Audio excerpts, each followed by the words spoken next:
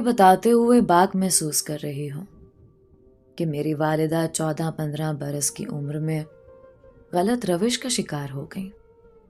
بے شک ماں کے بارے میں بیٹی کو ایسی باتیں لکھنا زیب نہیں دیتا، لیکن میری زندگی کی داستان انہی الفاظ سے شروع ہوتی ہے۔ جب وہ غلط خیالات کا شکار ہوئیں، نانا اور نانی بہت پریشان ہوئے۔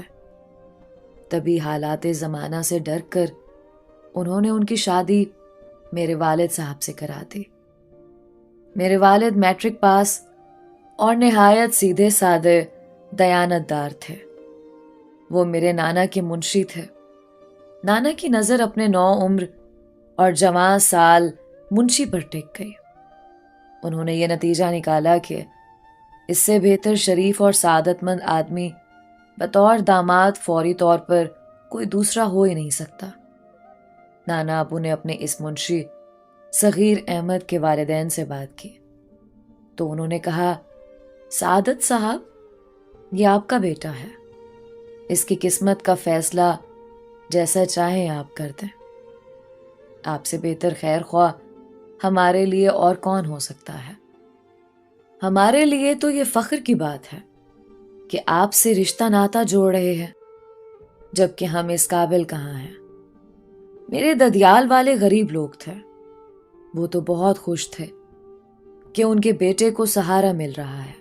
انہوں نے ہر بات پر سر تسلیم خم کر دیا اور نانا کی ہر شرط مان لی۔ یوں منشی صغیر احمد یعنی میرے ابو سے 9 عمری میں میری والدہ کی شادی ہو گئی۔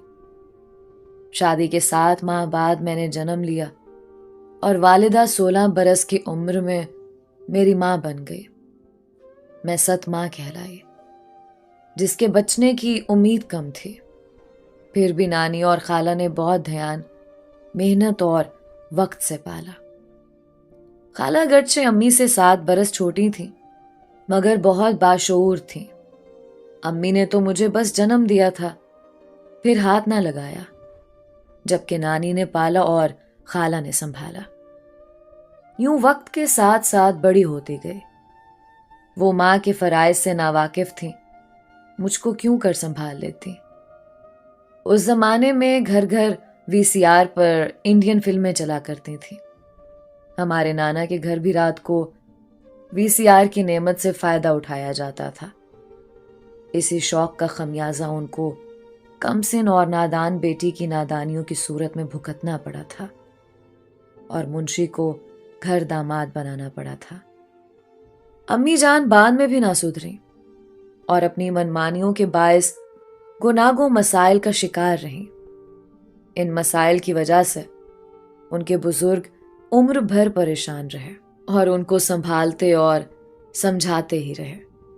مگر والدہ صاحبہ جانے کس مٹی کی بنی تھی کہ ان پر بزرگوں کی باتوں کا کچھ اثر نہ ہوتا تھا۔ بڑوں کی ڈانٹ ڈپٹ اور نصیحت ان کو مزید باغی بناتی تھی۔ جب میں باشعور ہو گئی تو امی کے بارے میں رائے یہ تھی کہ وہ آزاد خیال ہی نہیں بلکہ کچھ عجیب نفسیات کی مالک تھی۔ شاید یہ چھوٹی عمر میں رومانوی فلمیں دیکھ دیکھ کر غلط سوچوں کا شکار ہو جانے کا نتیجہ تھا کہ شادی شدہ ہو جانے کے باوجود غیر مردوں سے دوستی کر لیتی تھیں اور اسی وجہ سے مسائل پیدا ہوتے تھے۔ شروع میں تو ابو نانا کے گھر دبے دبے رہے، لیکن ان کے انتقال کے بعد انہوں نے یہ محسوس کرنا شروع کر دیا کہ اب ان کو یہاں نہیں رہنا چاہیے۔ جو شفقت اپنے داماد سے نانا کو تھی، وہ ماموں کو نہ تھی، بلکہ وہ ان کو اپنے کاروبار کے لیے خطرہ سمجھتے تھے۔ جب بڑے ماموں کا سلوک میرے والد سے نوکروں کا سا ہو گیا تو ابو نے علیحدہ گھر لے کر رہنے کا اندیا دے دیا۔ نانی بھی بہو سے ڈرتی تھیں۔ انہوں نے کہا، بیٹے جیسے تمہاری مرضی، کسی اور جگہ ملازمت ڈھونڈ لی ہے تو بے شک اپنی بیوی بچوں کو لے جاؤ، ہم کو کوئی اعتراض نہیں۔ اپنے بچوں کی بشرط یہ کہ کفالت کر سکو۔ والد صاحب نے کہا کہ خالہ جان، میں محنت مزدوری کر لوں گا، اپنے بچوں کو رزق حلال کھلاؤں گا۔ اور ان کو سکھی رکھنے کی ہر ممکن کوشش کروں گا. بس آپ کی اجازت درکار ہے. یوں ابو اپنے کنبے کو لے کر علیحدہ گھر میں رہنے لگے. مکان متوسط درجے کی آبادی میں تھا. کم کرایہ تھا، مگر یہاں انہوں نے آزادی کا سانس لیا. جلدی اللہ نے مدد کی اور ایک سیٹھ صاحب کے منشی ہو گئے. مکان کا کرایہ بھی سیٹھ نے دینا منظور کر لیا، جو کہ تنخواہ کے علاوہ تھا. اچھی گزر بسر ہونے لگی. ابو تو صبح کے نکلتے اور شام کو لوٹتے. والدہ نے نانی سے کہہ کر چھوٹی بہن شہانہ کو ساتھ رکھ لیا کہ اکیلی گھر اور بچے نہیں دیکھ سکتی. ان دنوں ہم دونوں بہنیں تھیں اور ایک بھائی جو ابھی صرف 6 ماہ کا تھا. خالہ شہانہ میرے ننھے منھے بھائی جواد سے بہت پیار کرتی تھی. خوشی خوشی امی کے ساتھ رہنے کو آ گئیں. نئے گھر میں آئے کچھ ہی دن گزرے تھے کہ امی گھر سے غیر حاضر رہنے لگیں اور ہم تینوں بچوں کو خالہ کے سپرد کر جاتی، جو سارا دن ہم کو دیکھتی اور کھانا بھی پکا کر کھلاتی تھیں. چھوٹی بہن ہونے کے ناطے سارے کام اپنا فرض سمجھ کر کرتی تھیں. ایک روز ابو کو محلے کے ایک شخص نے کہا کہ میاں تم تو دن بھر بچوں کا پیٹ بھرنے کو محنت مشقت کے لیے نکلتے ہوگے، لیکن یہ تمہاری بیوی صبح سویرے تمہارے جانے کے بعد بن ٹھن کر کہاں جاتی ہے اور شام کو تمہارے آنے سے قبل لوٹ کر آ جاتی ہے؟ کیا یہ بھی کہیں نوکری کرنے جاتی ہے؟ والد صاحب اس آدمی کی بات سن کر حیران ہو گئے. بات بنا دی کہ ہاں نوکری پر جاتی ہے، مگر شک و شبہ کا الاؤ خود ان کے دل میں بھڑک گیا. اب وہ بے سکون ہو گئے تھے. اچانک گھر آ جاتے، امی کو غیر حاضر پاتے تو مجھ سے اور خالہ سے پوچھتے کہ مرجانہ کدھر گئی ہے. ہم کیا جواب دیتے؟ وہ مجھ کو بتا کر تو نہ جاتی تھیں. امی اور ابو میں چپکلش رہنے لگی اور اختلافات بڑھنے لگے. اب اس بات پر جھگڑا رہتا جس سے گھر کا ماحول خراب ہوتا چلا گیا. لیکن فی الحال محلے میں کسی کو اندرونی اختلافات کا علم نہیں تھا. تاہم ابو ذہنی عذاب میں مبتلا رہے. رفتہ رفتہ ان کا یہ حال ہوا کہ وہ ہر دم اپنی بیوی کو شک کی نگاہ سے دیکھتے تھے. محلے والوں سے بھی کب تک یہ بات چھپتی؟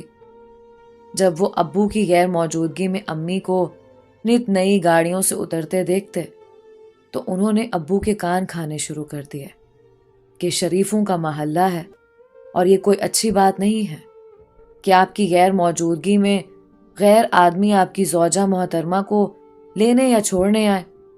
یہ کیسا آفس ہے اور کیسی ملازمت ہے جبکہ خاتون پڑھی لکھی بھی نہیں ہے. ہم آپ کی عزت کرتے ہیں، آپ اپنے گھر کے معاملات کو چیک کریں. ابو کیا چیک کرتے؟ وہ تو پہلے ہی اس امر پر پریشان تھے. ایک روز ابو اپنے کام سے اچانک جلد گھر آ گئے. اس وقت تک امی گھر نہیں آئی تھی. وہ دروازے میں کھڑے ہو گئے کہ دیکھوں کدھر سے اور کس طرح آتی ہے. اسی وقت وہ ایک لمبی چمکیلی کار سے اتری اور سامنے والی گلی سے پیدل چل کر گھر کی طرف آ رہی تھی کہ والد صاحب نے اس نظارے کو گھر کے دروازے پر سے کھڑے ہوئے دیکھ لیا. جب وہ گھر میں آئی انہوں نے ان کو بالوں سے پکڑ کر گھسیٹا اور گھر کے دروازے سے دھکا دے کر گلی میں نکال دیا. والدہ اب کیا تعویل دیتی؟ وہ اپنے بھائی کے گھر نانی اماں کے پاس چلی گئیں. تب خالہ کو بھی نانی آ کر لے گئیں. امی کافی عرصہ اپنی ماں کے گھر رہی. ابو ہماری پھوپھی کو لے آئے جو ہمارے ساتھ رہنے لگے. مگر پھوپھو کتنا عرصہ اپنا گھر چھوڑ کر ہمارے ساتھ رہتی. وہ روز اپنے بھائی کو سمجھاتی تھی کہ صغیر بیوی کو معاف کر دو اور اس سے وعدہ لے لو کہ آئندہ ایسا نہ کرے گی. تمہارا بیٹا بہت چھوٹا ہے اور یہ دودھ پیتا بچہ ہے، ماں کے بغیر نہیں جی پائے گا. اوپر کے دودھ سے بچہ کمزور اور بیمار رہنے لگا ہے. بہن کے سمجھانے سے ابو ہماری نانی کے گھر گئے. نانی خود چاہتی تھی کہ بیٹی کی शौहर से सुलह हो जाए ताकि छोटे बच्चों को उनकी माँ की जुदाई ना सहनी पड़े। वालिदा से वादा लिया गया कि आइंदा ऐसी गलती ना करेंगी और बगैर शौहर की इजाजत घर से नहीं निकलेंगी। वो भी शायद हमारे लिए उदास थी। वादा किया कि अब ऐसा कोई कदम ना उठाऊंगी जिससे घर की इज्जत पर हर्फ आता हो। अम्मी घर लौट आई। हम बच्चे तो खुशी से दीवाने हो रहे थे। वो भी कुछ अरसे तक अब्बू से किए वादे पर कायम रही, लेकिन शायद वो अपनी फितरत से मजबूर थी कि फिर से वही हाल हो गया और उनकी ऐसी हरकतों से हमारी इज्जत जाती रही। जब वालिद साहब महल्ले में किसी को मुंह दिखाने के काबिल ना रहे तो उन्होंने मुलाजमत से छुट्टी ले ली और अम्मी की निगरानी को घर बैठ गए। अम्मी भी खामद को नफरत की निगाह से देखती थीं और झगड़ा हद से बढ़ा तो अब्बू घर छोड़कर चले गए। वो काफी दिन न लौटे। जब महल्ले वालों ने ऐसी बातें करनी शुरू कर दी कि इस औरत ने शायद कुछ गलत आदमियों की मदद से अपने खामद को मरवा दिया है, इन बातों से रही सही इज्जत जाती रही और हमारा महल्ले में रहना दुश्वार हो गया। महल्ले वाले अलग परेशान करते। तब अम्मी ने सोचा कि इससे पहले बात पुलिस तक जाए, यहां से नकल मकानी कर लेनी चाहिए। सामान उठाकर हमारी वालिदा नजदीकी शहर चली आई। नया शहर, नया महल्ला और नए लोग थे जो हमको जानते ना थे। उन्होंने खुश दिली से खुश आमदीद कहा और यहां हम सुकून भरी जिंदगी गुजारने लगे। यहां आए 6 माह गुजर गए। मैं वालिद को याद करती तो छुप छुप कर रोती। वालिदा ने इतना पैसा इकट्ठा कर लिया कि अपना घर खरीद लिया। इसी असना में नानी वफात पा गई। खाला को भाभीियों ने तंग किया तो वो मुस्तकिल हमारे घर आकर रहने लगी। अम्मी ने अब उनके जहन में भी बिगाड़ पैदा करना शुरू कर दिया और वो भी वैसी ही हो गई जैसी अम्मी थी। अब मैं 15 बरस की बाशऊर थी। काफी बातें समझने लगी थी, हसास थी। जब वालिद के बारे में सोचती तो कलेजा मुंह को आने लगता था। खाला से बहुत लगाव था। जब उनको भी मां की रविश पर चलते पाया और ज्यादा सदमा हुआ। सोच भी ना सकती थी कि वो भी मां जैसी हो जाएंगी। अब मैं इतनी बड़ी हो चुकी थी कि छोटे बहन भाइयों को संभाल सकती थी। अम्मी और खाला बच्चों को मुझ पर छोड़कर घर से चली जाती। मैं 8वीं में थी। मुझे पढ़ाई छोड़नी पड़ी। लोग यहाँ भी चहमिगोयां करने लगे। वो हमको गलत समझने लगे। अम्मी से इस्लाम दुआ तर्क कर दी। उन दिनों मैं इतनी परेशान थी कि क्या बताऊं। समझ में ना आता था कि क्या करूं। पढ़ाई छूट जाने का बेहद सदमा था। आखिर एक तरकीब समझ में आई। मेरे पास फूफो का फोन नंबर था। एक दिन जबकि अम्मी और खाला घर पर ना थी, मैं पड़ोस में गई और पड़ोसन से इस्तदा की कि खाला जी, मुझे मेरी फूफो से बात करनी है, ये नंबर मिला दें, क्योंकि अम्मी घर पर नहीं है और मेरे भाई की तबीयत खराब है। उस अल्लाह की बंदी को तरस आ गया और नंबर मुझसे लेकर मिला दिया। इत्तेफाक के फूफी जान ने उठा लिया। पहले पड़ोसन ने बात की कि आपकी भतीजी मारिया बात करना चाहती है। फिर मुझे रिसीवर दिया तो मैंने फूफो से कहा, खुदा के लिए या तो आप हमारे पास आ जाएं या अब्बू को कहीं से भी ढूंढकर घर भिजवाइए, क्योंकि वो नहीं आए तो मैं पढ़ ना सकूंगी, स्कूल छोड़ना पड़ेगा। फूफो ने तसल्ली दी कि तुम्हारे अब्बू जहां भी हैं 2-4 दिनों में तुम्हारे पास आ जाएंगे। मैंने घर का पता भी उनको बता दिया। अब्बू अपने भाइयों के घर थे।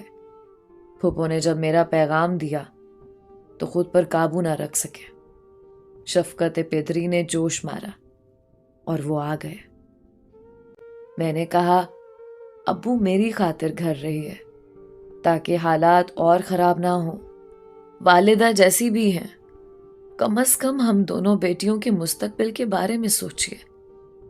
اگر آپ ایسے ہی روٹھے رہے تو پھر ہمارا کیا بنے گا؟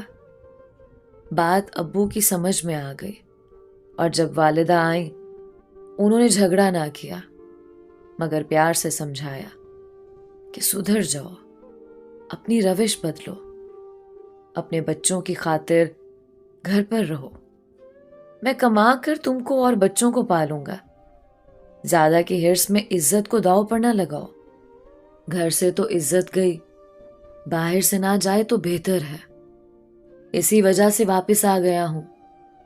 والد صاحب کو بیوی کو سمجھانے کے سوا چارہ نہ تھا، وہ بیوی کی غلط روش سے مردہ ہو گئے تھے، پھر بھی ہماری خاطر زندہ رہنا چاہتے تھے، نہیں چاہتے تھے کہ اب اس جگہ سے بھی بے عزت ہو کر نکلیں۔ ان کے آنے سے لوگوں کی چہمی گوئیاں تو بند ہو گئیں، لیکن میری ماں نے اپنا چلن نہ بدلا، ہمارا گھر بے سکون ہی رہا۔ والد شک و شبہ کی آگ میں جل جل کر بھسم ہو رہے تھے، مگر بچوں کے ساتھ رہنا چاہتے تھے۔ امی کا بھی اس میں فائدہ تھا کہ اب محلے والے باتیں نہیں بناتے تھے، اور تنگ کرنے کی نوبت نہیں آئی کہ شوہر ساتھ رہتا ہے۔ میرا مسئلہ حل ہو گیا۔ میرے پیارے ابو کے آ جانے سے میں پھر سے اسکول جانے لگی، کیونکہ اب امی اور خالہ اتنی آسانی سے سارا دن گھر سے غائب نہیں رہ سکتی تھیں۔ ان کی جو بھی سرگرمیاں تھیں وہ مان پڑ گئی تھیں۔ اتنا بہرحال میں جان گئی تھی کہ ماں غیر مردوں سے اس لیے دوستیاں پالتی ہیں کہ ان سے مالی فائدہ اٹھانا چاہتی ہیں۔ کہتے ہیں کہ چور چوری سے جائے، ہیرا پھیری سے نہ جائے۔ جب کبھی وہ گھر سے نکلتی اور ابو جاتے، وہ امی پر ہاتھ اٹھاتے، تب میں درمیان میں آ کر امی کو چھڑاتی تو ابو کہتے کہ بیٹی تم ہٹ جاؤ، یہ ہمارا آپس کا معاملہ ہے۔ ایک دن تو حد ہو گئی، امی نے گھر سے قدم نکالا اور ابو آ گئے۔ وہ ان کو دہلیز پر سے دھکیل کر گھر کے اندر لائے، پوچھا کدھر جا رہی تھی۔ امی نے بہانہ کیا بچوں کے کپڑے دھونے تھے، صابن نہیں تھا، سامنے اسٹور تک جا رہی تھی۔ گھبراہٹ میں ان سے معقول بہانہ بن نہیں پڑا۔ دراصل ایک روز قبل ہی ابو راشن لائے تھے اور صابن بھی لائے تھے۔ انہوں نے کہا کل تم نے صابن منگوایا اور آج ختم ہو گیا، وہ کیسے ہوا جبکہ تم نے کپڑے بھی نہیں دھوئے؟ میں نے دراصل راشن کھولا ہی نہیں ہے۔ یہ صریحاً جھوٹ تھا۔ والد کو اور غصہ آیا تو چھری اٹھا کر ان کو قتل کرنے کو دبوچا۔ تبھی چیخ پکار پر پڑوسی آ گئے اور انہوں نے ابو کے ہاتھ سے چھڑا لیا اور ان کو سمجھا بجھا کر گھر سے باہر لے گئے۔ وہ قیامت کا دن تھا۔ والد صاحب شدید ذہنی خلفشار کا شکار تھے۔ اپنی اولاد کی خاطر بیوی کو طلاق بھی نہ دیتے تھے کہ بیٹیاں کدھر جائیں گی۔ والد صاحب ماموں کے پاس گئے، سارا احوال کہا۔ اندازہ تو ان کو بھی تھا، اس وجہ سے کوئی ماموں امی کو منہ نہ لگاتا تھا۔ بہرحال بڑے ماموں نے دلاسا دیا کہ تم صبر سے کام لو، باقی میں خود دیکھ لوں گا۔ وہ ہمارے گھر آ کر رہنے لگے۔ ماموں بھی کب تک پہرا دیتے؟ دو چلتے پیروں کا کوئی بھی پہرا نہیں دے سکتا۔ ابو اپنے بھائیوں کے پاس چلے گئے۔ کچھ دن ماموں ساتھ رہے، پھر ان کی بیوی نے شور مچایا تو اپنے گھر چلے گئے، خرچہ دینا بھی بند کر دیا۔ امی نے پھر وہی روش اختیار کر لی، جس میں عزت کا تو گھاٹا تھا مگر کھلا خرچہ اور اچھا کھانا پینا تھا۔ وہ حرام کے پیسے پر ہم کو پال رہی تھی۔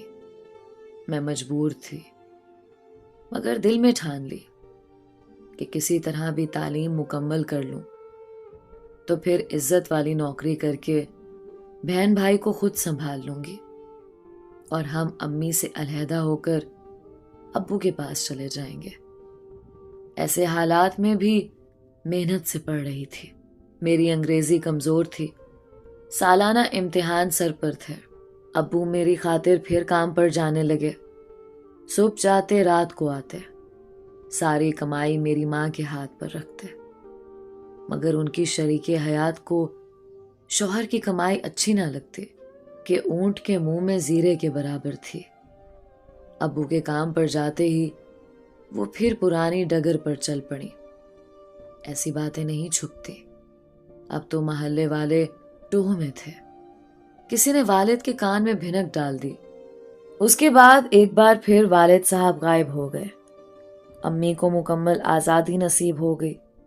ایک روز چچا اور پھوپھی والد صاحب کا پتہ کرنے آئے کہ کافی دن سے ملنے نہیں آئے، کدھر ہیں؟ امی نے بتایا کہ وہ تو کب سے گھر سے چلے گئے ہیں، نہ جانے کہاں، معلوم نہیں، ہم تو خود پریشان ہیں۔ چچا کو یقین نہ آیا، کہا کہ تم نے خود غائب کروایا ہے، ہم کو یقین ہے، بتاؤ ہمارا بھائی کہاں ہے، ورنہ پولیس میں رپورٹ کرتے ہیں۔ امی ڈر گئیں۔ ادھر میں، ادھر پھوپھیاں اور چچا وغیرہ سخت پریشان تھے، اور میرے سالانہ امتحان میں 15 روز باقی تھے۔ گھر میں ایسے عالم میں پریشانی کی وجہ سے پرچوں کی تیاری ناممکن تھی۔ میری ایک کلاس فیلو اکیڈمی پڑھنے جایا کرتی تھی۔ میں نے جب اپنی پریشانی کا ذکر کیا، اس نے اکیڈمی کے سر سے بات کی اور مجھ سے کہا کہ کل سے تم اکیڈمی میرے ساتھ چلا کرو، سر بہت اچھا پڑھاتے ہیں اور پرچوں کی تیاری کراتے ہیں۔ میں فوزیہ کے ساتھ اکیڈمی جانے لگی۔ سر نے مجھے پریشان دیکھا تو کہا کہ تم کیوں پریشان ہو؟ میں نے علیحدگی میں ان کو سارا قصہ سنایا تو ان کو میری والدہ کے کردار کا علم ہو گیا۔ انہوں نے کہا میں تمہاری تیاری خصوصی طور پر علیحدہ ٹیچر سے کرا دیتا ہوں۔ انہوں نے ایک شخص کے ذمہ لگا دیا۔ 2-3 روز تو ان صاحب نے بہت خلوص اور توجہ سے پڑھایا، لیکن پھر اس کی نیت خراب ہو گئی، اور ایک روز جب تمام طالب علم چلے گئے، اس نے کلاس روم کا دروازہ لاک کر دیا اور مجھ کو بے آبرو کرنا چاہا، مگر میں نے فراست سے کام لیا اور کہا سر جیسی میری ماں ہے میں ویسی نہیں ہوں، میں ایک اچھے خیالات کی پاکیزہ مگر مجبور ہوں، خدارا مجھ پر دست درازی کر کے میری عزت کو خاک میں نہ ملانا۔ اگر میں آپ کو اتنی ہی پسند آ گئی ہوں، بے شک مجھ سے نکاح کر لیں، میں آپ کے ساتھ کورٹ میرج کرنے پر بھی تیار ہوں، کم از کم جائز طریقے سے تو آپ کی کہلاؤں گی۔ شاید میری معصومیت اور بے بسی نے اس کے دل پر اثر کیا۔ بولے مگر میں تو عمر رسیدہ اور شادی شدہ ہوں، میرے 4 بچے ہیں، کیا ایسی صورت میں تو مجھ سے نکاح کر لو گی؟ ہاں میں کر لوں گی، آپ عمر رسیدہ ہیں یا بال بچوں والے، آپ مجھے عزت تو دے سکتے ہیں۔ عزت کی زندگی کے ساتھ شوہر کی حلال کی کمائی ہی عورت کا فخر ہوتی ہے، میں اس پر بھی فخر کروں گی، بے شک آپ مجھ سے بڑے کیوں نہ ہوں، کیونکہ والد تو پتہ نہیں زندہ ہے یا کسی نے ان کو ختم کر دیا ہے۔ میرے چچا تو یہی رٹ لگائے ہوئے ہیں کہ ہمارے بھائی کو مار دیا ہے۔ ماں عمر رسیدگی کی طرف جا رہی ہے، ایسے میں ان کی حرص بھری طبیعت کا پہلا نشانہ میں ہی بنوں گی، اور میں ایسا ہرگز نہیں چاہتی۔ اس سے تو بہتر ہے کہ میری شادی کسی ایسے فقیر سے ہو جائے جس کے گھر میں غربت سے فاقے پڑتے ہوں، مگر وہ میری عزت کا محافظ بن جائے۔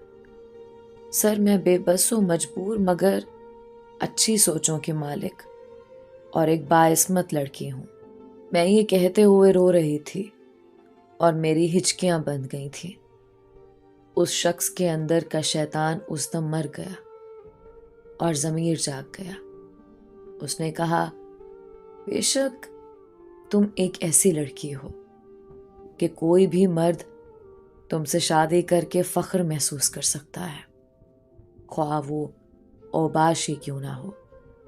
میں تم سے شادی نہیں کر سکتا کیونکہ میری بیوی میری اور تمہاری زندگی کو دوزخ بنا دے گی۔ اس کے بھائی رسوخ والے ہیں۔ ہاں، ہم اپنے چھوٹے بھائی کے لیے لڑکی تلاش کر رہے ہیں۔ اس نے انہی دنوں وکالت کا امتحان پاس کیا ہے۔ اگر تم راضی ہو تو میں اپنے چھوٹے بھائی سے تمہارا نکاح کر دوں گا۔ بہرحال میں اپنے غلط ارادے پر شرمندہ ہوں۔ دراصل میں نے جب تمہاری والدہ کے بارے میں سنا تو یہی سمجھ لیا کہ تم کو بھی وہ اسی روش پر چلا رہی ہوگی۔ بہتی گنگا میں ہاتھ دھونے میں کیا حرج ہے؟ پھر اس نے مجھ سے معافی مانگی۔ میں نے ان کے چھوٹے بھائی سے نکاح پر رضامندی دی تو انہوں نے یہ شرط رکھی کہ کبھی اس واقعے کا تذکرہ میرے بھائی سے مت کرنا۔ میں نے وعدہ کیا۔ ظاہر ہے کہ ایسی غلطی کر کے میں اپنا دامن انگاروں سے کیوں کر بھرتی۔ سر نے میری شادی اپنے چھوٹے بھائی سے کروا دی۔ ماں تو کیا، ماموں بھی شریک نہ ہوئے، مگر میں نے کسی کی پرواہ نہ کی۔ عزت بھری زندگی کی آرزو میں سب رشتوں کو ٹھکرا کر چلی آئی۔ میرے شوہر کا نام ظفر ہے اور کردار میں ہیرا ہے، جنہوں نے مجھے عزت اور زندگی کا سب سکھ دیا ہے۔ کبھی میری ماں کا تانا نہ دیا، اس لیے میں نے بھی پیچھے مڑ کر نہ دیکھا۔ پھپھو نے میری چھوٹی بہن کو ماں سے لے لیا کیونکہ والد صاحب کا کوئی سراغ نہ ملا۔ چھوٹا بھائی ماں کے ساتھ رہا، مگر جب باشعور ہوا وہ خود بخود میرے پاس آ گیا، جس کو میرے خامد نے پڑھایا لکھایا اور پھر اپنے ساتھ وکالت میں لگا لیا۔ آج اس کی زندگی سدھر گئی ہے اور چھوٹی بہن کی شادی پھپھو نے اپنے بیٹے سے کر دی ہے۔ وہ بھی اپنے گھر میں خوش ہے، مگر ماں اب اکیلی رہ گئی ہے، جس کا بڑھاپا خوار ہے۔ ان کے لیے ہر نماز کے بعد اپنے رب سے رحمت کی دعا کیا کرتی ہوں۔ اس کے سوا اور کیا کر سکتی ہوں؟ والد بہت یاد آتے ہیں۔ ان کے بھائی بہنوں نے ان کا معاملہ اللہ پر چھوڑ دیا ہے۔ سوچتی ہوں مجھ سے بہت محبت کرتے تھے، شاید اب اس دنیا میں نہیں رہے، ورنہ کبھی تو ہم سے آ ملتے۔ دوستو، امید کرتی ہوں آج کی کہانی آپ کو اچھی لگی ہوگی۔ اپنی رائے کا اظہار کامنٹس میں ضرور کیا کریں۔